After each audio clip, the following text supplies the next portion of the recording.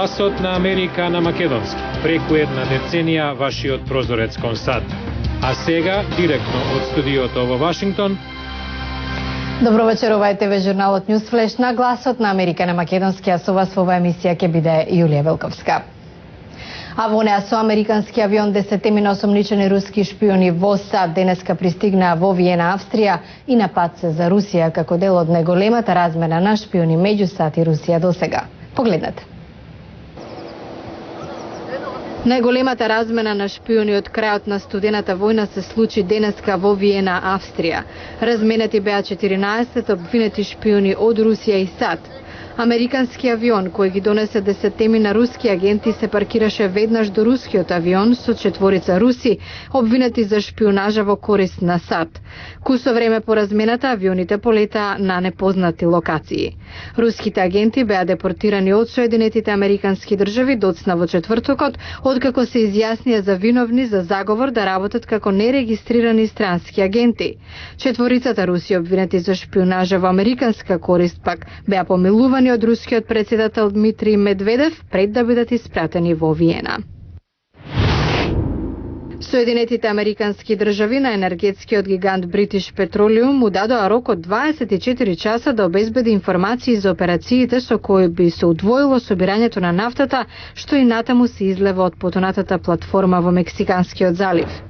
Првиот човек на американската крајбрежна гарда, пензионираниот адмирал Тед Ален, испрати писмо до BP, барајќи ја таа информација, велејќи дека напорите за сопирање на протокот на нафтата достигнале критична фаза. Во писмото се бара прецизен план за тоа како ќе биде заменет делот од операцијата што не функционира и детали и рокови за напорите на компанијата да додаде и трет танкер, што би помогнал да се соберат и до 25.000 барели нафта дневно. Звездата на Американската национална кошаркарска лига NBA, Леброн Джеймс, синоќа во ударен вечерен термин на спортскиот канал ESPN соопшти дека наредната сезона ќе игра за Мајами Хит. 25-годишниот Джеймс истакна дека изминатите 7 сезони неговото срце било со Кливленд, но сепак има желба да го освои шампионатот, а во партнерство со Двейн Вейд и Крис Бош шансите за тоа се добри. Председателот Обама соопшти дека има напредок во однос на неговото ветување да ја зголеми американската компетитивност и да го дуплира извозот на САД во наредните 5 години. Тој истакна дека американскиот извоз во првите 4 месеци од 2010 година пораснал за 17%, што би поттикнало раст на продажбата на американски производи во странство за преку $3 трилиони до 2015-та. Со ниво на невработеност од речиси 10% и бавна обнова на економијата, председателот Обама истакна дека идниот развој во голем дел ќе зависи од продажба на поголем број американски производи во странство. 95% од светските потрошувачи и најбрзо растечките пазари се на дофат на нашите граници. Ако сакаме да најдеме нов потик за развој, ќе мораме подобро да се надпреваруваме за тие потрошувачи, бидејќи тоа веќе го прават други земји.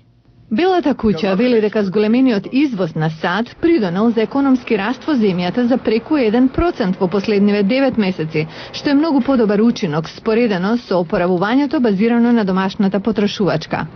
Според секретарот за трговија Гари Лок, американскиот извоз значи и милиони работни места во САД. Преку едно на секои 3 работни места во производниот сектор и речиси едно на секои 5 места во земјоделскиот сектор се поврзани со извозот. Оваа се добри работни места што обезбедуваат солидни примања и имаме потреба за нивен пораст. За сега, иницијативата за национален извоз на председателот Обама има за цел до 2015 година да го удвои извозот на САД. Тој истакна дека стратегијата е да се обезбеди дека сите трговски договори ќе бидат цврсто применети, така што американските компании ќе имаат фер пристап до брзо растечките пазари, како кинескиот.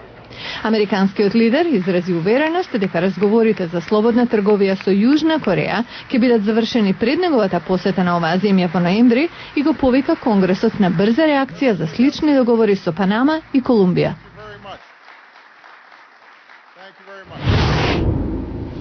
Пластичната операција е хит во Либан. Лекарите велат дека земјата е преплавена со жени кои се заинтересирани за ваква интервенција, пред се поради бројните експерти и пристојните цени.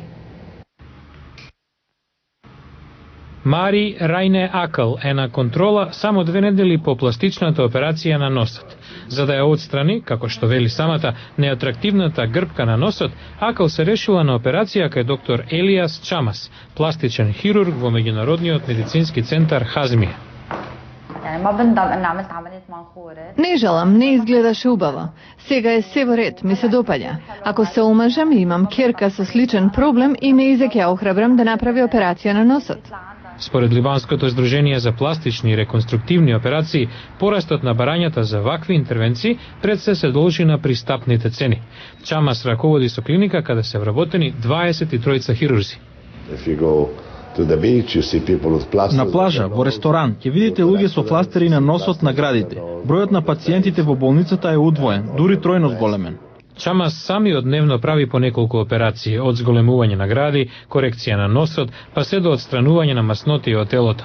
Додава дека странските клиенти воедно ги привлекуваат туристичките атракции и либералниот начин на живот во Либан.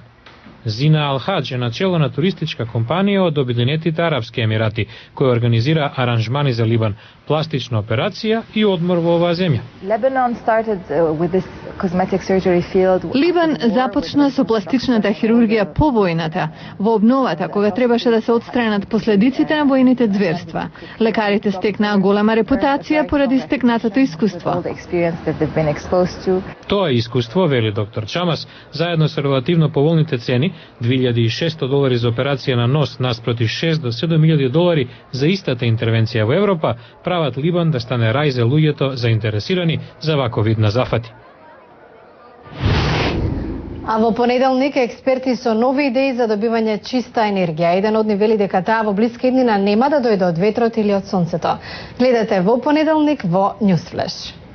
Во понеделник во Newsflash, со природен газ и нуклеарна енергија ќе биде нашата зелена иднина, вели стручњак кој не верува дека сонцето и ветерот имаат шанси да ја задоволат енергетската потрошувачка. Гледајте во понеделник во Newsflash. Го гледавте Newsflash на Гласот на Америка на македонски, а јас сум Јулија Велковска од студиото во Вашингтон. За најнови содржини посетете нашата веб страница glasnaamerika.com. Пријатна вечер.